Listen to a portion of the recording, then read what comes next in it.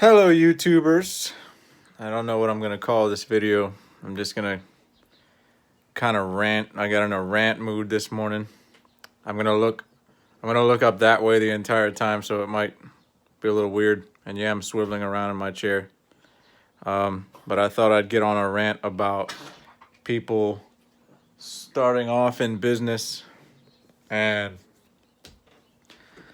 how to not give up, because there's gonna be a lot of pushback.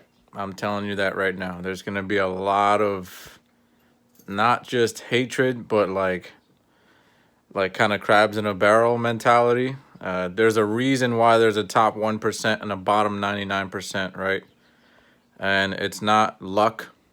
It's not, uh, you know, that somebody found $1 million on the sidewalk one day and now they're in the top tier. It's really because that top 1%, unless they were like born into it, but I'm talking about the self-made ones. That top 1% didn't let that kind of shit bother them. And you can't. You can't. I was on the bus the other day. I was taking a little bus ride. And I was looking around the bus. And, you hear conversations because people tend to talk way too loud on the bus. And they so I'm not trying to be nosy. But these two guys were like sitting there arguing about, not arguing, but kind of like debating about, one was making $12 an hour and the other one was making $11 an hour. And look, I'm a strong proponent of there's nothing wrong with having a job per se, but have a goal. Like, there's a truth and there's lies, right? There's the truth is the truth whether you accept it or not. That's the beauty of life, right? The gravity is there. It doesn't matter if you deny that gravity is there. It doesn't matter if you don't believe or don't agree that gravity is there. When you jump, that motherfucker's gonna pull you down. Gravity's there. There's nothing you can do about it, right? The truth is the truth, right?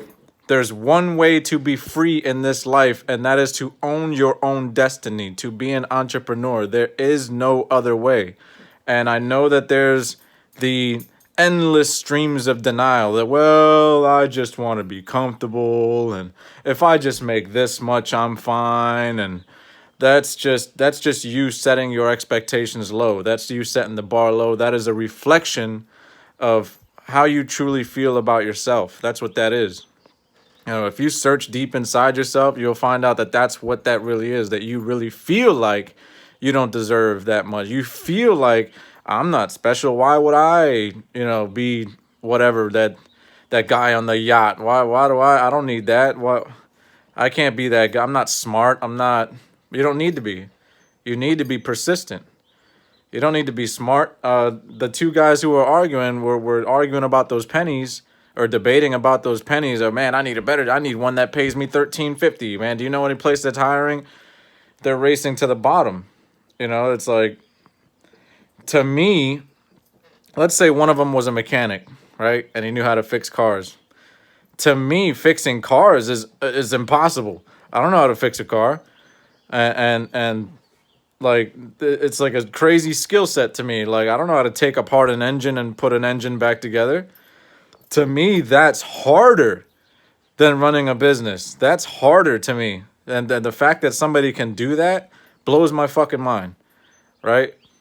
But in that person's mind, they look at me and they say, you run a business? Like, yeah, like, how the hell do you do that? That's much easier than taking apart an engine and putting it back together. How the hell are you doing that? You know what I mean? But that's the disconnect, is that people find it so scary. They're indoctrinated into this world where you were born to be a worker, believe it or not. It's like, it's a whole system they have set up. Back in the late 1800s, I'm going to get into a little bit of a history lesson, but everybody used to have their own business. Like, entrepreneurship was not something that was strange or risky or something that, you have your own thing going on. Like, what? How do you do that? Like, that wasn't the culture. Every family kind of had that surname, Taylor, barber, you know, all these surnames came from the job or the occupation that particular family or that person served in that community. So they had their own business. Everybody was pretty much self-employed, and you taught your kids how to be the farmer. What I mean? This is how we take care of the farm, and this is, that's pretty much what it was. It was small family-owned businesses and communities that, decided to kind of get together and, this is how we're going to run things, right? What changed was the industrial age, the steel age came, the automation, the Ford cars, the oil industry exploded, and all these big industrial things, businesses started blowing up, and then there was a problem of supply and demand.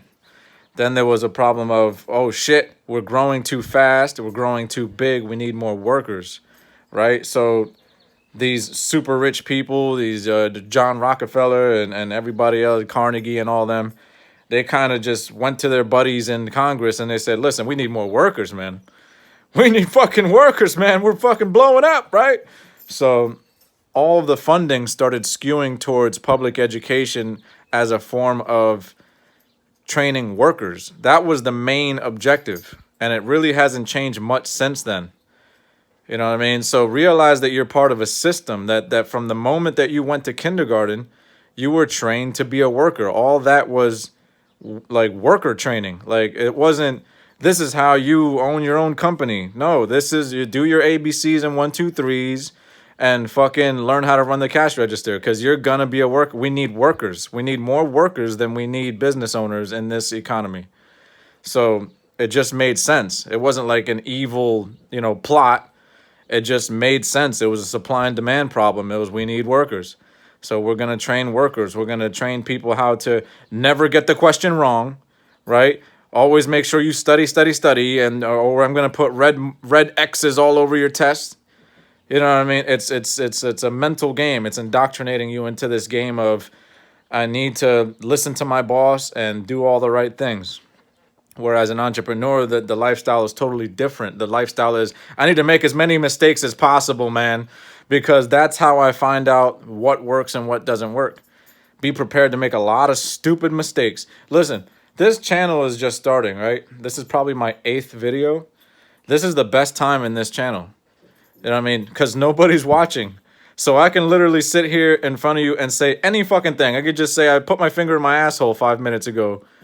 And nobody cares, because nobody's gonna, I might have like 3 viewers. So it doesn't matter. You know what I mean? Right now, it's just about me finding my voice, slowly but surely figuring out how I want these videos to look, how I want them to feel, and how you want them to feel, because you're the viewer. Like, how, are you entertained? Are you getting anything out of it? Many YouTubers, many podcasts, many of these big successful streams, the way they started, if you watch like the first 30, 40, 50 episodes, you'll be like, what the fuck? What were you thinking back then? It was, it was grainy video, and you were saying a bunch of dumb shit, and you changed over time because they learned, because they got feedback, because they figured out what works and what doesn't work. But be prepared to do that, whether it be a YouTube channel, whether it be anything. If you start a hair salon, I don't care what it is. If you be prepared to fuck up a lot, be prepared to have a lot of angry customers in the beginning, because you're figuring it out. You don't really know. Be prepared to figure out how your advertising is going to be, and just throw anything out there. Just figure out what the hell, what do people want to, which ad works best. You know what I mean? But be prepared for that. And the only thing that can stop you at that point is the self-doubt. Like, maybe I'm not cut out for this. Maybe, and everybody gets it. You're not going to be the only one. You're not the first one, the last one. You're going to get your first few failures. You're going to fall flat on your face. And you're going to start thinking, maybe this ain't for me. Maybe I'm not good at it. Maybe I'll just go back to my 9 to 5 and just that's it. But there's the truth and there's a lie. The minute that you lie to yourself and you believe the lie that you can just work 60 years and retire and be good, you're going to find out, just like Grandpa did, that ain't happening. You know what I mean? That your life is gonna be a fucking stress box, and you're probably gonna retire with shit, and nothing invested, and all the other good stuff, and all you ever did in your life was make somebody else rich. You know, and I hate to be morbid, but that's the truth. Like that's the reality for 99% of the population. So you got to ask yourself if that's really what you want. If that's really, if there is comfort in ignorance, as they say, that you know what, I don't want to even try it. I don't want to do it. I don't think I can handle it. I don't want to learn about it. I don't want to do any of that. Okay, there's comfort in that. You know what I mean? I'm not gonna lie to you and tell you that it's not, that business is easy, because it's obviously it's not. It's stressful. It's hard, but it is extremely rewarding. Right? Nobody's gonna watch this video, but it's rewarding that it's out there. It's like, hey, I made something. I made that. You know what I mean? My boss didn't tell me to do that. I did that myself. And there's a certain level of freedom that comes with, you do your own shit. You make a lot or you make a little. You know what I mean? Hopefully you make a lot. But you make a lot depending on your level of education. Just like the mechanic example, that guy probably learned over time how to take apart that engine and put it all back together piece by piece. It'll take time for you to learn how to build a business piece by piece successfully, but apply yourself. You'll get there. But you won't get there if you start letting that doubt creep into your mind and tell you, you know what I mean, just quit, man. You're not going to make it. You're not going to be able to do it. Making excuses. I don't have the money. I don't have the time. I don't have this. I don't have that. Just start where you are, do what you can, and use what you have. Just even if it's 5 minutes a day, to sit down and read a little chapter of a book or whatever. Watch a YouTube. It doesn't have to be mine. Watch a YouTube video of, how to invest in real estate, whatever the hell it may be. Those little pockets of investments pay off in the end. And that's really what everybody who's ever been successful has ever done. You always see the surface stories. You always see them on the cover of Forbes in a nice suit and a Rolex, and like, look at this guy. He's a self-made entrepreneur billionaire. He's so successful. Wow, let's take pictures of him. It's like, isn't that great? You're watching it envious, like, damn, I wish I was him. But you are him. You just don't realize it. Right where you are now, he was there. That's the thing. You don't realize that you are him. You know what I mean? Or, her, whoever, whatever gender you are.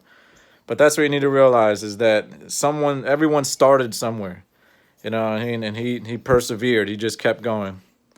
So that's my advice to you. Subscribe, like, all that good stuff.